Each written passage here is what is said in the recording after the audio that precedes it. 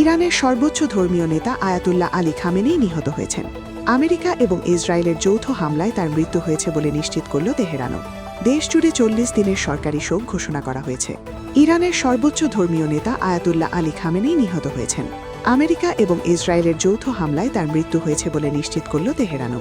ইরানের সরকারি সংবাদ মাধ্যম জানিয়েছে, দেশজুড়ে ৪০ দিনের রাষ্ট্রীয় শোক ঘোষণা করা হয়েছে। এর আগে ইসরায়েলের প্রধানমন্ত্রী বেঞ্জামিন নেতানিয়াহু খামেনেইয়ের মৃত্যুর কথা জেনেছিলেন। তারপর আমেরিকার প্রেসিডেন্ট ডোনাল্ড ট্রাম্পও সমাজ মাধ্যমে সেই ঘোষণা করেন। রবিবার সকালে ইরানের সরকারি সংবাদ মাধ্যমও খামেনেইয়ের মৃত্যুর খবর নিশ্চিত করল। যৌথ বাহিনীর হামলাকে কাপুরুষোচিত বলে উল্লেখ করেছে তেহরান। শনিবার সকাল থেকে ইরানের ওপর হামলা শুরু করেছিল ইসরায়েল। আমেরিকা ও ইসরায়েলের হামলার জবাবে পাল্টা প্রত্যাঘাত শনিবারই শুরু করেছিল ইরান।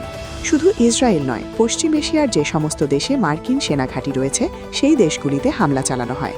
সংযুক্ত আরব আমিরশাহীর দুবাই, আবুধাবিতে বোমা ফেলে তেহরান। খালি করে দিতে হয় বিশ্বের উচ্চতম ভবন বুর্জ খালিফাও।